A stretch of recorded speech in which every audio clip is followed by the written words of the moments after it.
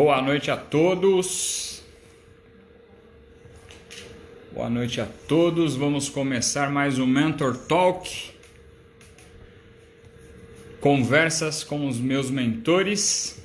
Hoje com um convidado especial, Márcio Jacobelli. Daqui a pouco o Márcio está aí na área. O Márcio é um dos maiores representantes, uma das maiores referências no setor de relacionamento, influência,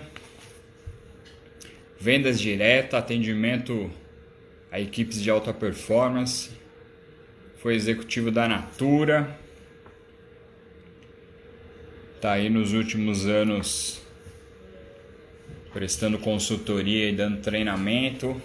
Escritor de best-seller. Hoje, um cara especial, como todos os nossos convidados do Mentor Talk. Para quem já estiver aí na live, por favor, dispara o aviãozinho aí para convidar o pessoal para participar. Que ajuda bastante a gente a divulgar. O Márcio já na área. Deixa eu chamar ele aqui.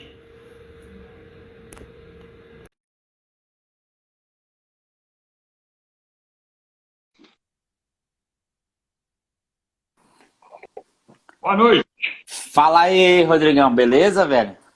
Tudo bem e você? Tudo bem também, deixa eu só melhorar minha câmera aqui. Beleza, cara, e aí? Tá me ouvindo bem? Tudo e você? Bem também. Deixa eu só afastar um pouquinho que o enquadramento agora ficou diferente, né? Deixa eu chamar a galera aqui para assistir. E aí a gente... Legal. Beleza, Bruno. Beleza, deixa eu mandar. Em Campinas? Tô em Valinhos, é isso aí. Amanhã eu viajo pro Rio, eu tenho uma palestra lá para fazer. Legal. Tá voltando agora algumas palestras, mas naquela restrição que a gente já sabe como que é, né? Pois é. Mas tá, graças a Deus, tá indo bem. Vamos ver. O importante é se tomar, né, mano? É. Chamando a galera aqui. Eu já mandei antes agora, por isso que eu não vou mandar, porque eu já fiz. Não, beleza. Mas quem tiver vendo a gente aí, só dispara o aviãozinho para ajudar, porque vai ser um conteúdo porrada de alto padrão. Vai ser porrada mesmo. O negócio agora não tem mimimi.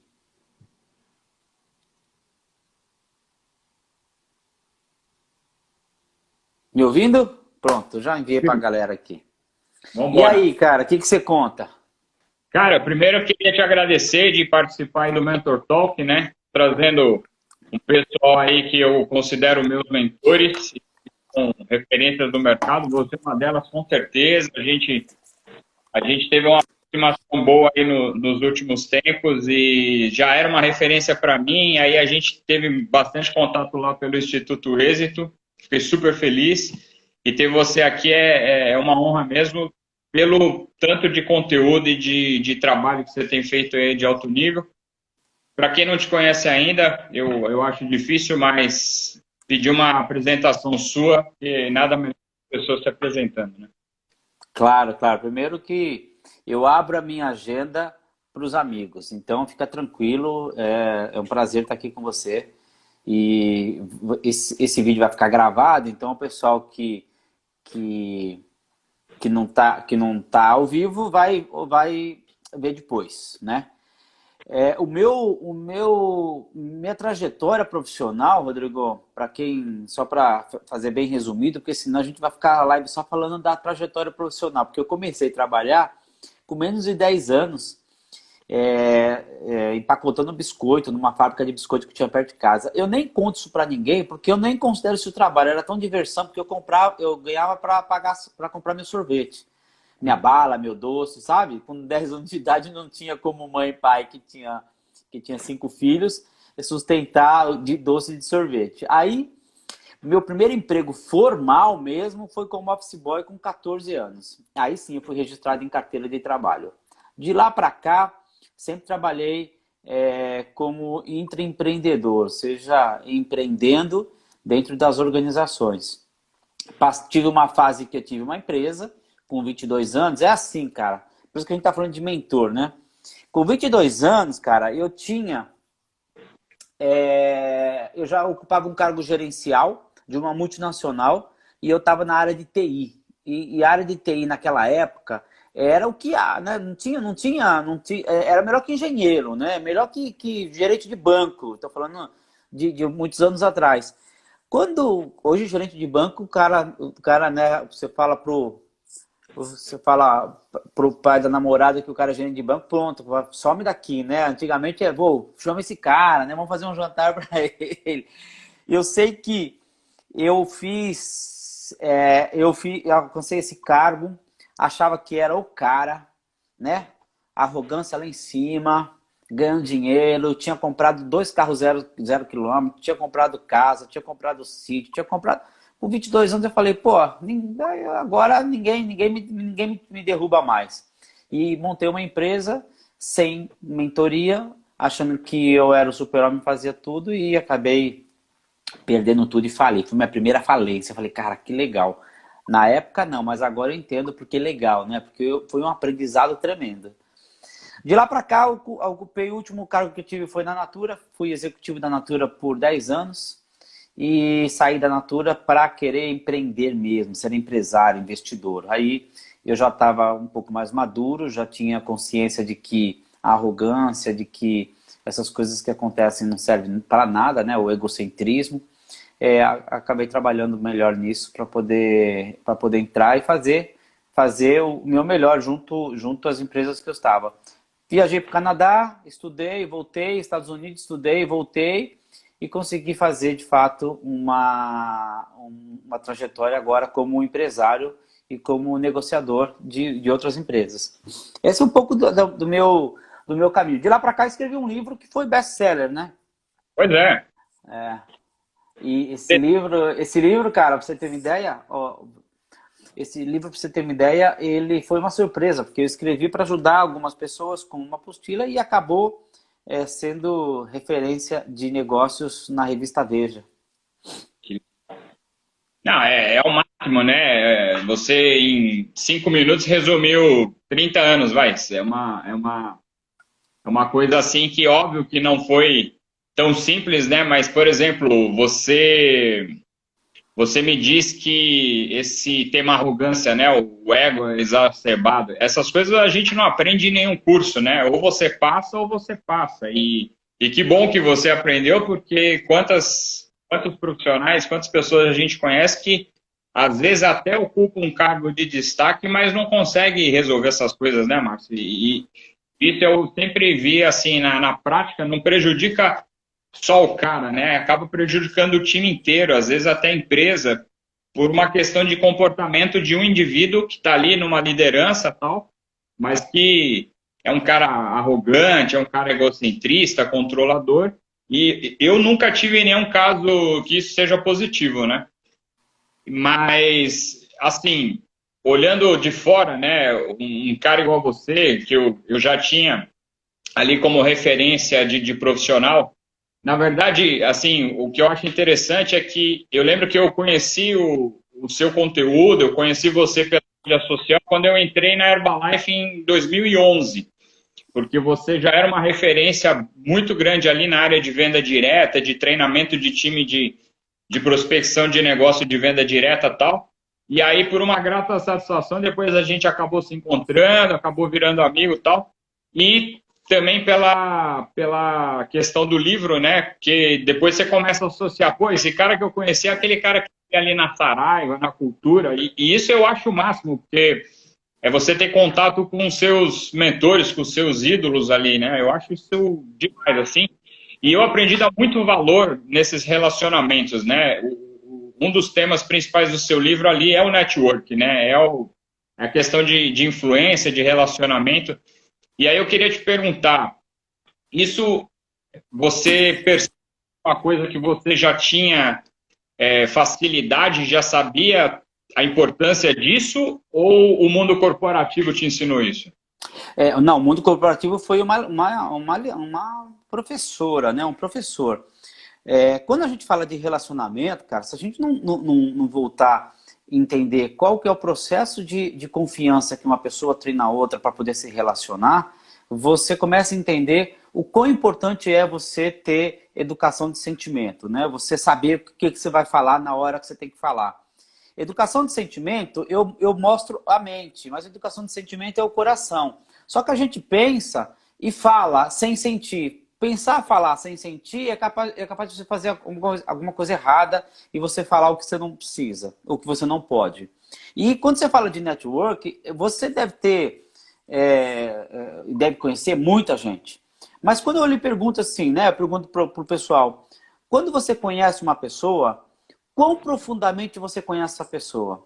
Aí, se a resposta do conhecimento dessa pessoa for pautada em atributo racional, a pessoa é formada em tal lugar, trabalha em tal lugar, tem tanto dinheiro, usa o carro tal, isso é atributo racional. Isso não vincula relacionamento. O que vincula relacionamento são os atributos emocionais.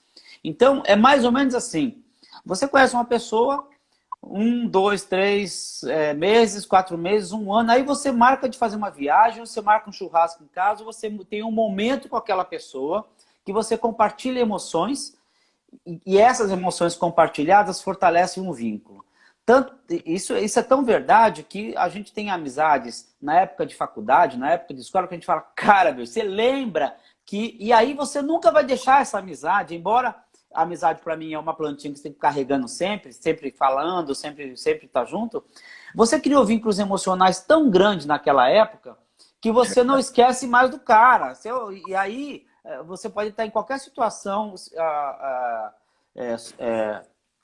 o pessoal tá falando que tá travando, hein, Rodrigo? O que será que tá acontecendo? Mas já aconteceu, pra gente aqui não tá, e depois na hora que eu salvo o vídeo ele tá normal. É transmissão.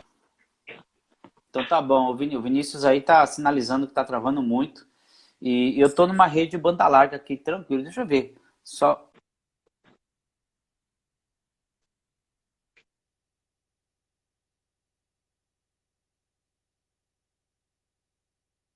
Aqui, ó, voltei. Eu tô numa rede certa aqui, banda larga, Vivo, fibra.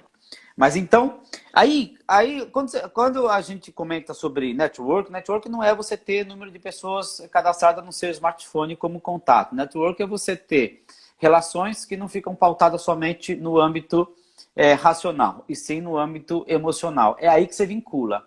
Você só vincula os seus fornecedores, amigos, colegas de trabalho quando você tem uma passagem emocional com ele. Então, e aí pode ser para o bem e para o mal, né? Nascimento de um filho, se você estiver presente na vida da pessoa quando nasceu o filho, legal. Despedida, morte de alguma pessoa, se tiver, estou falando dos dois extremos, né? Legal. E agora você pode equilibrar o meio, quer dizer, os momentos importantes daquela pessoa, quando ela se forma, quando ela casa, quando ela faz aniversário. Se você estiver presente, mas presente emocionalmente, não presente, legal, parabéns aí, feliz aniversário, hein? Isso não vincula ninguém. Isso vai fazer a pessoa lembrar de você só. Não, é uma interpretação que eu tenho também, eu já comentei isso com as pessoas. Eu fiz algumas vezes nos últimos tempos, né, para fazer uma análise ali até para o tempo que eu dedico para os meus relacionamentos, porque isso aqui é uma armadilha para a gente acaba caindo na armadilha de ficar consumindo muita coisa que não leva a nada diariamente, não só de construir negócio, mas de ocupar a sua mente, né, do que você absorve. E de fato, Márcio, é isso. Se eu pegar os 10 caras que eu tenho mais intensidade no relacionamento, metade era da minha infância, que é exatamente isso. Era um momento que a gente não tinha interesse a não ser na outra pessoa, né? Não tinha materialismo e tal. E isso eu acho o máximo. E eu sou um desses caras. Eu faço questão de preservar, de ficar regando ali a plantinha. E eu falo isso para os meus amigos mais próximos, que é importante porque é no nascimento, é no enterro, é na doença. Na hora que você ganha uma bolada, esses caras... Essas pessoas estão perto de você ali, inclusive parabenizando, né? Inclusive te ajudando ali no momento de conquista. Mas a gente sabe que no dia a dia, se a gente não toma conta dessa rotina, a gente acaba não só dedicando tempo para quem não precisa, mas para projetos que não precisam, né? E aí, você falou de regar planta, né? Você tem aquele, você já fez filhos, já plantou árvore e já escreveu um livro, né? E não só isso, cara, você é um dos caras que eu conheço que fez uma coisa que eu acho assim esplendorosa, né? Você fez recentemente o Caminho de Santiago de Compostela. Eu acompanhei você quase todos os dias, porque a gente também estava viajando na Europa e eu fiquei vendo ali a sua dedicação, porque, cara, aquilo ali é uma superação sobre-humana, né, Márcio? E você foi um cara que fez, e eu queria que você contasse um pouco, porque não é um cara que tinha uma idade e ainda não tinha responsabilidade. Você saiu no momento que você estava numa zona de conforto absurda da sua carreira profissional, constituição da família. Como é que foi isso, cara? Cara, foi. Primeiro, assim, quando você fala de construir, de escrever livro, ter filhos e plantar árvore. Hoje, quarta-feira, hoje é quinta. Quinta-feira eu plantei 50 árvores, hoje. Fui lá eu tenho uma casa de campo aqui em Campinas, encomendei umas árvores e fui lá, chamei uma galera, falei, vamos plantar. Então eu fiquei o dia inteiro hoje plantando. Você vê, eu tô até meio queimado aqui, porque eu fiquei no sol plantando. Pois é. Aí, o caminho de Santiago de Compostela foi uma coisa muito louca, porque eu realmente quis fazer uma provocação para mim, que estava confortavelmente acomodado, assim, com um carro legal na garagem, a casa confortável, tendo dividendos das empresas, sem preocupação financeira, sem preocupação de nada, de saúde, uma vida tranquila. E eu precisei procurar alguma coisa que voltasse para dentro, né? Podia ter feito uma série de cursos, de imersões e tudo mais, mas resolvi de uma hora para outra fazer o caminho de Santiago. Quando eu resolvi, era o mês de novembro. Eu avisei minha família, eu falei, vou fazer o caminho. Ah, aqui não vai, que isso, tal, são 900 quilômetros, quase 1.000 quilômetros andando. Aí eu comprei a passagem em novembro para abril, 1º de abril. Né? Eu fui um dia antes, porque a ideia era começar dia 1º de abril, e por coincidência, uma data simbólica, que dia 1º de abril foi coincidência, depois que eu vim saber. Eu perdi um familiar há 30 anos atrás, que foi no dia 1º de abril. 30 anos atrás você nem lembra mais a data, né? E aí vinculou isso, e eu comecei essa caminhada, mas as pessoas perguntam, como é que ia chegar, né? Eu falei assim, primeiro que eu não cheguei ainda, eu tô nela na caminhada. A caminhada você nunca termina, né, fisicamente. Então, já é um ponto de reflexão muito forte. Outra coisa que as pessoas não perguntavam para mim, como foi a caminhada. A primeira pergunta que vinha é assim, como é que você conseguiu parar 30 dias? Porque eu demorei 28 para caminhar. Eu mirei caminhar em 32 e fiz 4 dias a menos, porque você não sabe quando você vai parar, você não sabe o albergue que você vai dormir, você vai caminhando. E eu dei uma margem de 2 dias que o pessoal falou que é 30, e eu fiz em 28. Pessoal, como é que você parou 30 dias? Eu falei, meu amigo, se você não tem 30 dias para dedicar para você durante a sua vida inteira, alguma coisa errada está na sua vida. Porque não é possível. E as pessoas meio preocupadas assim, você deixou 30 dias suas empresas, seus negócios, como é que é isso?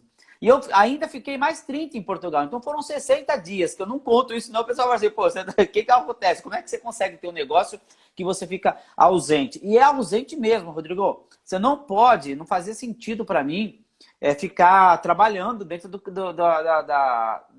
caminho de Santiago de Compostela.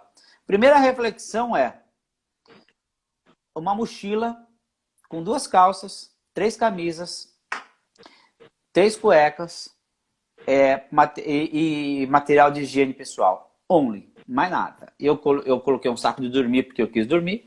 Primeira coisa, então eu consegui viver durante 30 dias com esse material. Então você tem que lavar sua própria roupa, fazer sua própria comida, dormir no albergue junto com uma galera, sem privacidade nenhuma, sem o ar-condicionado que eu tenho em casa, sem a caminha quente que eu tenho em casa, sem o café da manhã legal que eu tenho em casa, sem nada. E andando com bolha no pé, com dor na panturrilha, dor nas coxas. E aí a caminhada começa quando você vai arrumar sua roupa, sua mochila.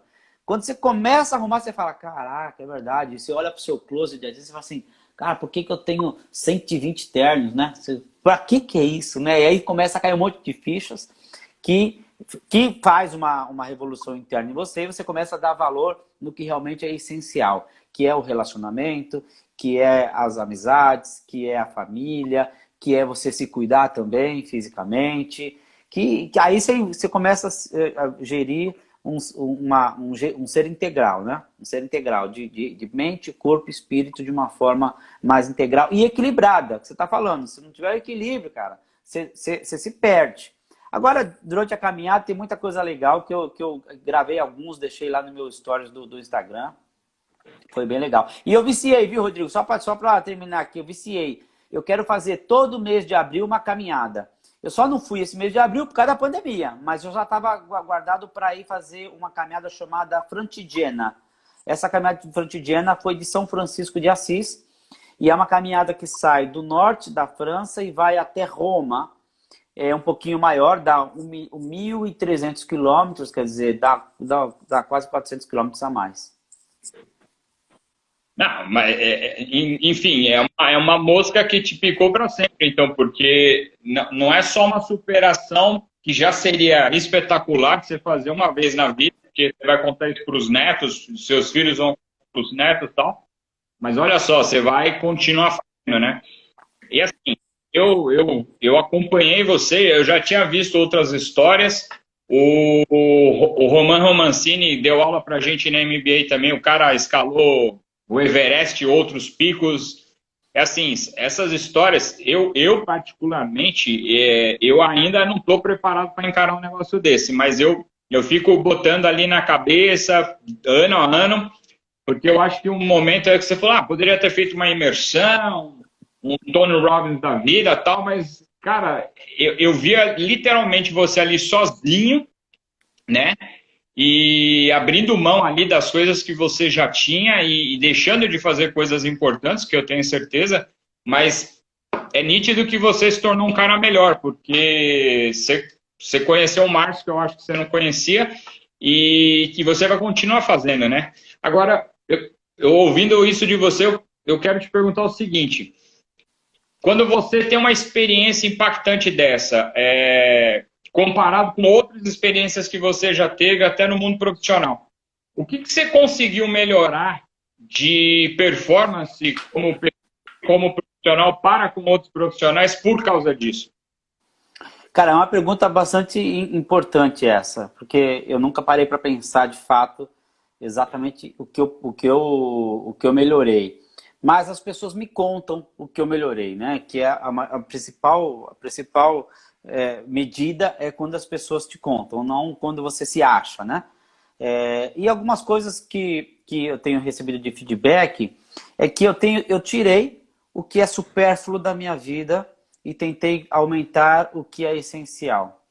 E tinha muita coisa supérflua na minha vida, muita coisa, muita, muita. Por exemplo, quando a gente fica muito tempo nas redes sociais, simplesmente na timeline lá, vendo a vida dos outros. Cara, para mim isso aí é supérfluo, né? Não tem sentido. Televisão eu já tinha tirado da minha vida, já tinha. Mas de vez em quando eu via uma coisa ou outra na TV aberta. Hoje eu tirei o cabo da TV aberta e eu só vejo streamer e vejo o que eu quero ver. Aliás, na minha palestra eu falo isso. Eu falo, se você... televisão para mim é um aparelho eletrônico redutor de renda. Quanto mais você vê, menos você ganha dinheiro. Ou seja, menos você pensa para ganhar dinheiro. Porque todas as pessoas no meu ciclo de amizade que têm sucesso, e aí vamos considerar o sucesso aquelas que conseguiram executar a sua jornada profissional junto com a sua jornada pessoal. Sucesso é também dinheiro na conta corrente, né? Então, desde os bilionários que eu conheço, os multimilionários, até aquela pessoa que tem sucesso num empreendimento X, independente do dinheiro, todas elas não viam TV. Aí eu falei, caraca, tem alguma chave aí, algum negócio esquisito aí. Isso há muito tempo atrás. Eu comecei a pensar. Eu fiz Tony Robbins. Tony Robbins, você citou agora, eu fui lá fazer o PW nos Estados Unidos. E aí também a galera que estava lá fazendo olhava e falava assim, cara, eu não me contamino com essas notícias que muitas vezes influenciam nossa vida. E aí, cara, é a grande sacada. Não é a TV em si.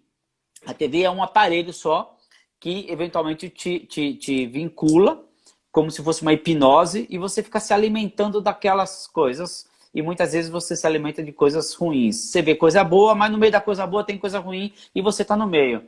As pessoas perguntam assim para mim, mas eu não sou influenciado pela TV, sim, não adianta, Você pode achar que não mas você é influenciado pelos seus amigos, pelos seus pais, você é influenciado pela sua família, você é influenciado pelas pessoas que te cercam.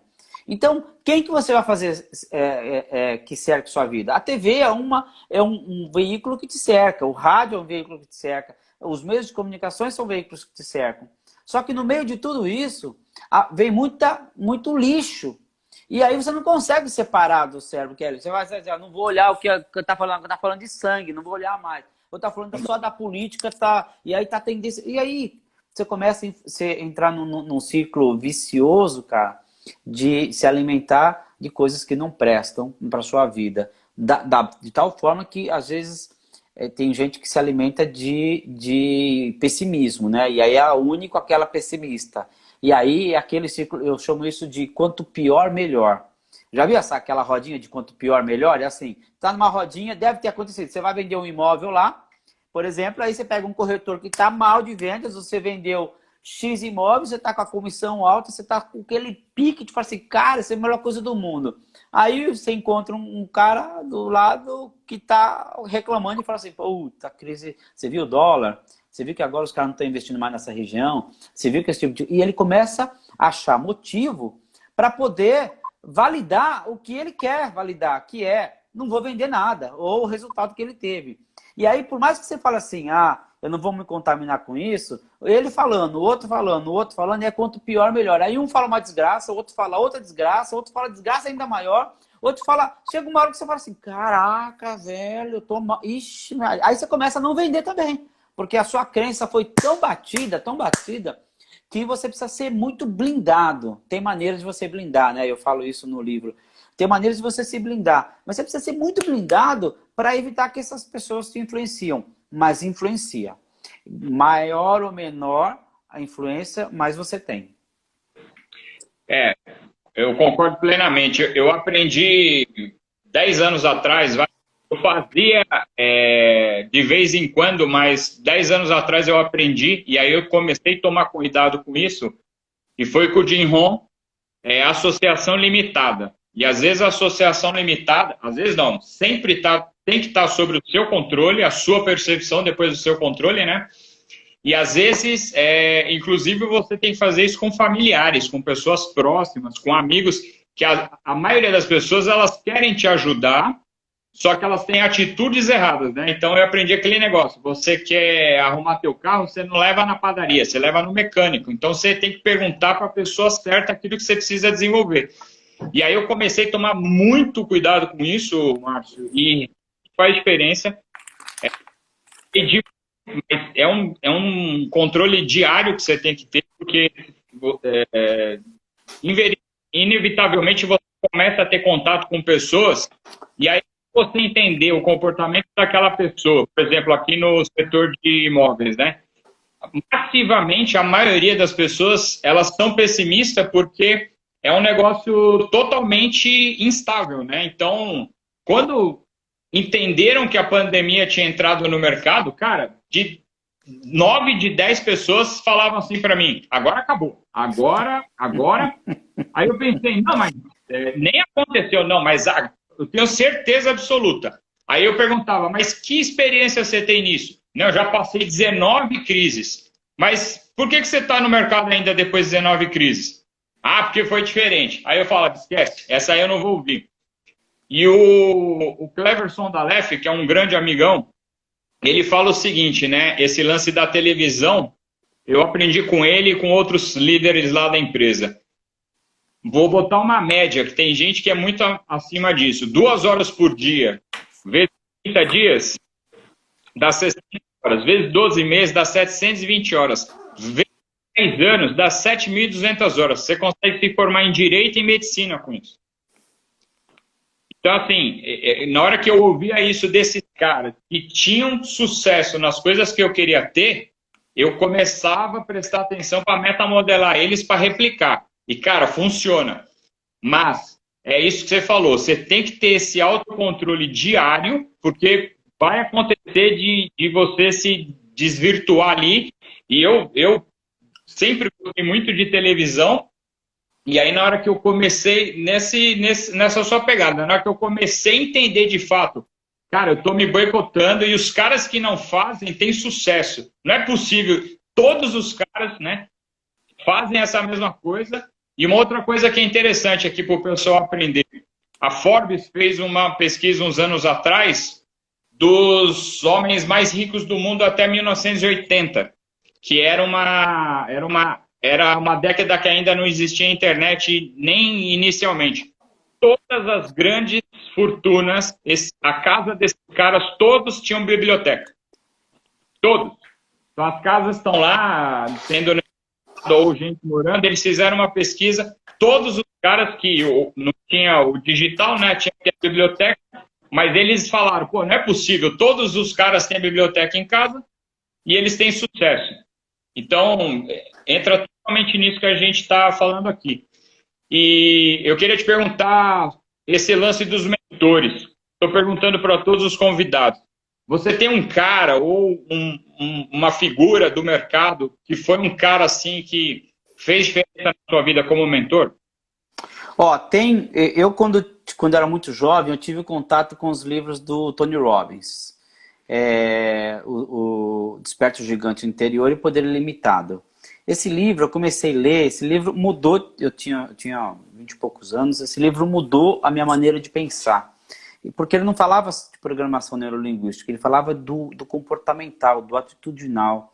E muitas coisas, e eu li esse livro, reli, e guardei a edição toda anotada, toda rabiscada. Um mentor, quando a gente olha de fora, um mentor que eu não tive contato naquela época, depois eu tive que conhecer, fui até Estados Unidos, lá em São José, para conhecer ele. Um mentor, é um cara que eu olhava diferente e que me ajudou muito através das suas leituras, através dos seus livros, né? A minha atitude hoje, muito, muito, muito. Mentor próximo que eu tive, que eu convivi, e aí eu lembro de muito jovem, foi o Olacir de Moraes. Embora eu tenha ficado um ano só com ele, eu fui office boy dele. Infelizmente ele já morreu, mas foi um puto empresário, né? Um puto empresário. Assim, não estou falando questão de como ele agia, enfim, porque depois que ele ficou, depois que ele se separou da mulher, tinha uma namorada por mês, né? Então, mas aí é uma atitude que ele quis ter, mas foi outra coisa. Mas não foi essa a mudança de mentoria que ele me ajudou. Esse cara, o Horácio de Moraes, ele falava o seguinte para mim: o que Sócrates sempre falou nos seus livros, só que a gente não lê ou não tinha acesso, né? Agora que ele começa a entender. Por isso que eu fui fazer sociologia, viu? Pouca gente sabe, mas eu fiz sociologia na PUC, para entender os grandes pensadores. Se você ver a minha biblioteca aqui, tem todos os grandes pensadores que eu acesso eles de vez em quando para poder me inspirar. Não é um livro de leitura, mas é um livro de pesquisa. Quando eu quero falar sobre Foucault, sobre Aristóteles, Platão, Sócrates. Então, o Lacir falava o seguinte para mim: todas as respostas que você precisa estão dentro de você. Então, você precisa fazer boas perguntas para ter boas respostas. Se você não tem boas perguntas para a sua vida, você vai ter respostas medíocres. Então, as pessoas que estão em volta, se elas querem te ajudar, elas fazem boas perguntas para você. Por isso, o papel do terapeuta, né? O papel do terapeuta não dá solução. Ele só faz pergunta, em tese, né? Em tese é o terapeuta, porque se tem terapeuta para ficar dando conselho, não é já terapeuta, é outra coisa. Conselho você pega com amigo, com pai, com mãe. Mas terapeuta, ele vai te mostrar o caminho. O Olacir de Moraes fazia muito comigo isso. Ele fazia várias perguntas, desde perguntas de economia até perguntas que animavam o meu espírito, né? Perguntas fundamentais que ajudavam eu me conhecer melhor. Então, esse processo de autoconhecimento, eu peguei com uma mentoria de uma pessoa que tinha um banco, né? Era banqueiro, tinha uma construtora, a maior construtora do Brasil, então a gente falava hoje, a gente vê todas as construtoras hoje, ele tinha a Constran, que era a maior, tinha um Banco Itamaraty, era o maior produtor individual de soja do mundo, quer dizer, ele, pessoa física, tinha tudo. Então, Chamava de rei da soja, né? rei da soja, o rei da soja. Teve um banco só para sustentar a fábrica, a soja dele. Imagina, o cara abre um banco, preciso de dinheiro, vou abrir um banco. Né? Então, naquela época ainda, né? Naquela época que só tinham dois, três bancos, como tem, né? Hoje, aumentou depois o número de bancos, depois diminuiu com a compra de um com os outros. E aí, você começa a perceber que esse cara teve uma atitude diferente na vida para chegar no patamar que ele chegou. Foi um cara que eu me inspiro, assim, quando você fala do empresarial. Quando você fala do atitudinal, Tony Robbins foi um cara que me ajudou muito. Por isso que hoje eu dou mentoria para muitos executivos, e quando eu falo de mentoria, eu mostro o caminho. Muitas vezes as pessoas respondem e falam assim, mas se fosse você, o que você faria? Eu falei, não, eu não vou falar. Não, mas se for, eu tenho que tomar uma decisão. Se eu fosse, não, vou te dar alternativas e eu vou falar quais o que você vai perder e vai ganhar com cada alternativa. Mas quando você fala, você deixa de ser mentor. Você acaba sendo um consultor para o cara fazer o que ele tem que fazer. Então, conselheiro administrativo ou conselheiro consultivo, ele dá opções para as pessoas que não estão enxergando um caminho. Então, você abre um caminho e fala assim, ó, tá vendo? É lá, ó, mas quem tem que trilhar é a pessoa. Não existe nenhum mentor que empurre você para um lugar. Ele vai mostrar o caminho, mas você que tem que trilhar. Bom, sensacional, cara. Essa aí eu não sabia, eu já vi você falar muitas vezes. E é riquíssimo isso que você está contando aqui, até para eu que te conheço já bastante. Você vê, a chance de ter o convívio com uma figura expoente dessa, né, é o que você disse. O cara tinha uma vida pessoal ali, depois nos anos finais, como vários executivos que a gente conhece e tem, mas encapsulando ali aquilo que você queria absorver para melhorar o seu currículo, a sua jornada, você conseguiu fazer. E assim, esse eu acho que vale ouro. Por isso que eu sempre falo para o pessoal, toma muito cuidado dos seus relacionamentos. E na live com o Fernando Seabra, que é um amigão nosso também, falei para ele, cara, eu aprendi que amizade de verdade é muito mais do que networking, né? Porque às vezes, a maioria das vezes, com os seus amigos de fato, você não faz negócio, né? E muitas histórias que faz negócio acabam estragando a amizade, ou às vezes até um casamento, você tem uma sociedade ali. Eu tomo muito cuidado com isso porque eu acho que vale muito mais. E você falar, um cara desse tamanho, dessa envergadura, hoje, você e outros empresários aí tem uma chance de ter o contato com o Jean Guier, né? O Jean Guier é um cara que eu conhecia também, assim, de capa de revista, de livro, e a gente tem um contato hoje com ele por causa do Instituto. Aí eu queria te perguntar, porque a gente está... daqui 2, 3 semanas vai ter um summit gigantesco aí online, gratuito. Você é um dos cabeças desse evento, é um dos conselheiros lá do Instituto, eu acho maravilhoso.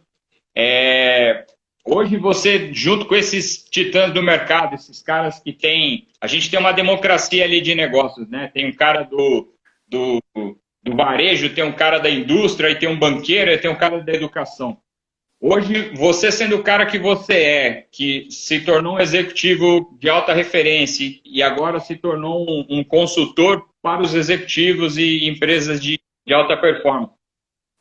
Você convivendo com esses caras, você continua ali vendo que... A pergunta é meio óbvia, mas você tem que continuar aprendendo, ou você acha que esses caras já estão do mesmo nível que você? Cara, só para você, eu vou te contar um fato para ilustrar essa sua pergunta. Bom, primeiro que o Jean Guier é um querido amigo, uma pessoa de coração enorme, de uma mente privilegiada. e está fazendo pelo Instituto Êxito, ele é o presidente. Quando ele me convidou a ser sócio fundador, era lá no início do Instituto, a gente tinha só um sonho, né? E ele compartilhou o sonho comigo, eu falei, então vamos viver junto esse sonho. E é um cara que está muito próximo, né? Eu converso com ele constantemente. Quando eu vou para uma palestra, ou vou contar o fato, quando eu fui para uma palestra, eu estava com o Janguier do meu lado, assim, do meu lado, e ouvindo um palestrante. O cara pegou, e eu assim, ouvindo, porque eu ia subir no palco em seguida, né? Então eu estava já entendendo o que o cara estava falando para poder subir. O Janguier já tinha subido no palco. E aí ele pegou um caderninho do meu lado e taranã, olhar, taranã. Aí eu brinquei com ele e falei assim, Janguier, você tá anotando os erros do cara para você corrigir ele depois? Brinquei, né? Falei assim, você tá fazendo... E ele mostrou, ele estava anotando e aprendendo com um cara que estava falando um assunto que ele domina muito. Olha só. Então você fala assim, acabou o aprendizado? Não acabou.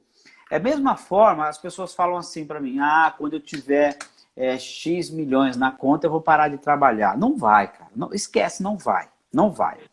Se você trabalhar, se você parar, você morre. E eu conheço uma parte de bilionário que o cara não vai parar de trabalhar. A única coisa que ele pode fazer é dar uma diminuída ou focar para outra coisa. Mas parar de trabalhar não vai. Então essa história de falar assim, quando eu tiver X milhões na conta, eu paro. Lei de engano. Eu nunca vi alguém parar com tanto de dinheiro. Quando a pessoa parou, vi sim, ela ficou doente. Depois teve que voltar. Porque a sensação de você se aposentar é parar de fazer o que você sempre fez, né? E essa ilusão da aposentadoria é uma ilusão, porque se você faz o que você gosta, você nunca quer se aposentar. Então, acha que você gosta de fazer e faça. Né? Não faça só pelo dinheiro, porque aí você vai se sentir à vontade. As pessoas falam assim, você não cansa de trabalhar? Eu falei, mas eu não trabalho, eu me divirto. O meu trabalho é diversão. Para mim. Né? Eu pego avião domingo, volto e dou palestra e tenho energia para isso, vou juntar com a minha família e tudo mais. O meu trabalho é esse. E às vezes eu tenho que ir para o Nordeste, eu levo minha mulher junto, eu trabalho lá, mas também me divirto. Então, essas coisas de você juntar o seu trabalho ou não juntar o seu trabalho, fazer com que o seu trabalho seja a coisa mais divertida do mundo. Vai ter perrengue? Lá, claro que vai ter. Não tem trabalho 100%. Vai ter pau? Vai ter problema? Claro que vai ter. Mas você tem que entender o seguinte, no saldo, está sendo positivo? Se tiver negativo, reveja o que você está fazendo, porque tem alguma coisa errada aí. E esses caras que você comentou, respondendo a sua pergunta, eles estão mais abertos para aprender do que para ensinar, por incrível que pareça. Roberto Chiniachik, que é dono da editora Gente, e eu editei meu livro com ele é um dos palestrantes que eu mais admiro ver no palco, né? Um cara que tem uma habilidade enorme. E eu aprendi muito com ele, é um grande parceiro. E ele falava assim, quando ele chegava para dar uma palestra, ele chegava 5 horas antes, sentava no fundo da sala lá e ficava ouvindo o palestrante falar, que é o cara que às vezes está na primeira vez subindo no palco. Então, um cara que tem o nível de excelência de uma palestra que ele dá, que ensina palestrantes, né? Que ele tem um curso que ensina palestrantes. Um cara desse, aprendendo com o cara que acabou de subir. Então, há sempre espaço para aprendizado. Não adianta achar que você já aprendeu tudo. Contei 2 exemplos de pessoas que eu admiro e que sempre aprendem. Quando a pessoa fala assim, eu sei tudo, vai comigo e tal, tem alguma coisa errada. E a gente começou a falar na nossa live sobre o ego, né? O ego anula sua vontade de aprender. Você trabalhou num mercado que é um mercado de marketing de relacionamento, quando você falou da Herbalife, tem muito disso nesse mercado. Porque assim, vamos imaginar, não é o caso, mas vamos imaginar o Cleberson da Lef, que é um cara que a gente conhece, ele vai assistir a palestra sobre marketing de relacionamento da empresa que ele trabalha de um cara que acabou de entrar. Se o Cleberson sente e fala assim, eita, esse cara, meu Deus do céu, tudo que ele vai falar eu já sei. Putz, isso é manifestação do ego. de falar o seguinte, eu sei mais do que o cara. Então, quando o ego começa a se manifestar, a mente anula a vontade de querer ouvir o que o outro está falando. E aí, além de não querer ouvir, você começa a criticar. Então você fala, ih, falou besteira aí. Agora sim, se você abre, e eu ligo, eu sempre brinco, eu falo assim, agora eu vou, meu botãozinho de aprendizado. Tem um botãozinho na minha mente para assim, agora eu estou no modo aprendizado. Então eu não vim aqui ensinar, eu vim aprender. Então, modo aprendizado. E aí eu aprendo com um moleque de 22 anos que está navegando, ganhando dinheiro na internet, fazendo as coisas que não são estruturadas, mas são certas para o momento para ele estar faturando o que ele está faturando. Modo aprendizado, senta aqui, me ensina. Eu peço para o cara me ensinar. O cara fala assim, mas me chama, às vezes uns me chamam de mestre. Mas mestre, como é que pode isso? Eu falei, não, você vai me ensinar porque isso aí eu não sei, eu quero aprender. Então, mentor, para mim, é todo aquele que sabe do assunto que você precisa saber para chegar em determinado ponto. Então, se eu não sei jogar videogame, o mentor é o meu filho. Então, o filho vira mentor do pai.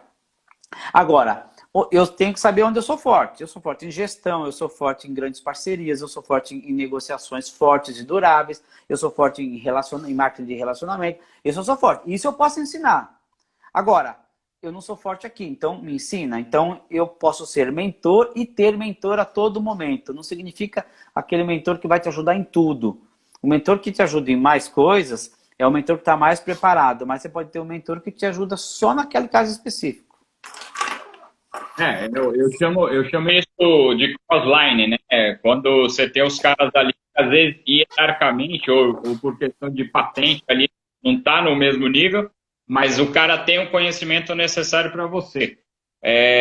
O Bruno Pinheiro teve a grata satisfação de fazer aquela Liga da Justiça lá, naquela MBA, que foi sensacional. Foi um momento da nossa vida assim que ele conseguiu reunir gente que, de novo, a gente viu os caras expoentes, vocês ali, cada um liderando o mercado, e daqui a pouco os caras estavam dando aula ali, ensinando conteúdo de alto nível.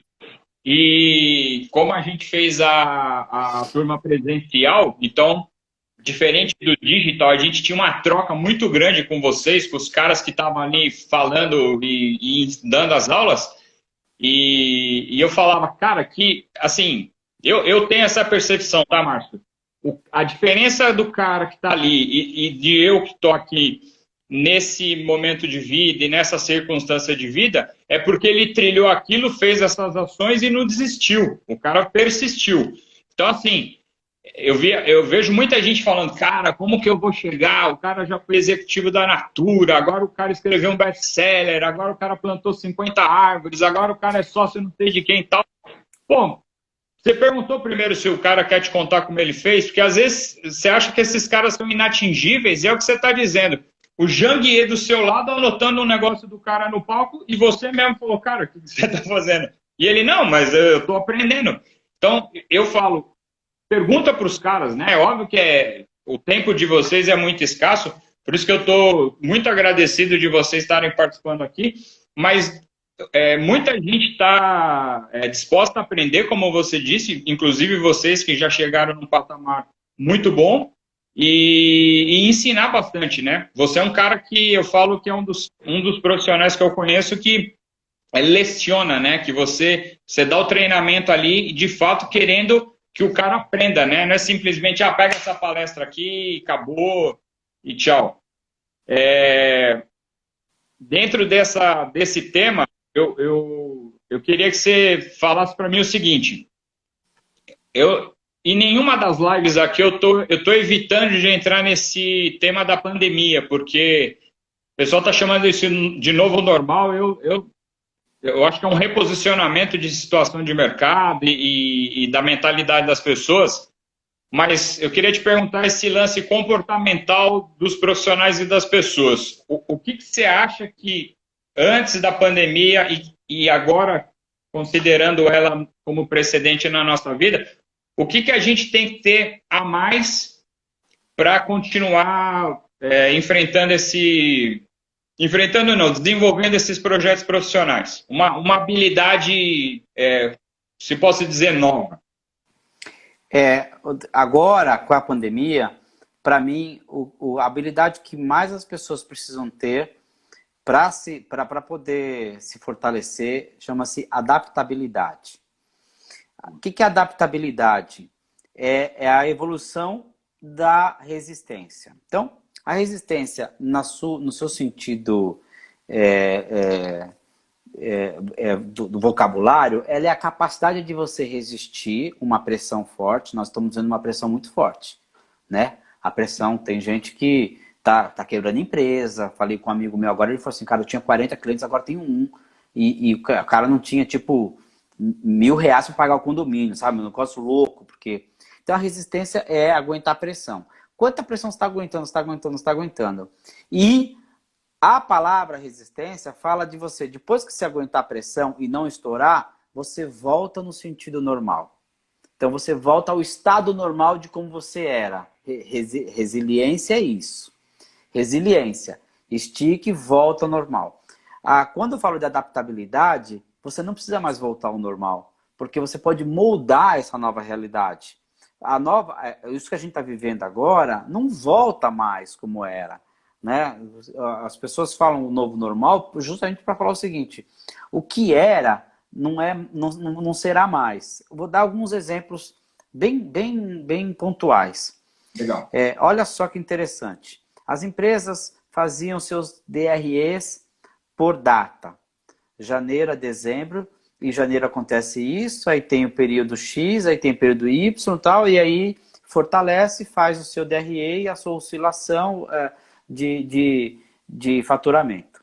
Agora não tem mais tempo, porque a gente não sabe quando vai ter a cura dessa doença. Então, você começa a pensar o seguinte: agora, o meu DRE é comportamento da sociedade, não é mais o tempo que eu tenho. Então, o DRE que é hoje temporal, ele deixa de ser temporal para ser o comportamento da sociedade.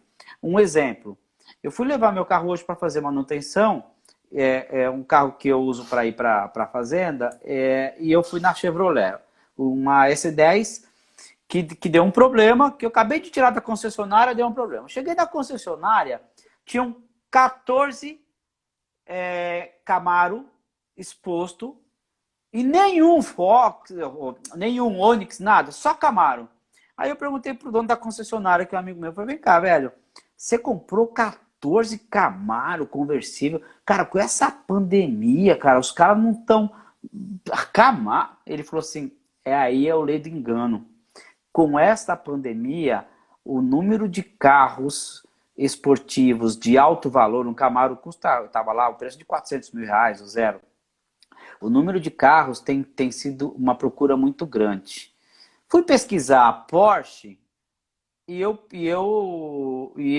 conheço o pessoal da Porsche, porque já fizemos negócio lá. Ele falou assim, cara, eu não consigo entregar os carros da Porsche, porque a gente aumentou em 40%, 50%, não sei quanto é, uma loja aqui de Campinas.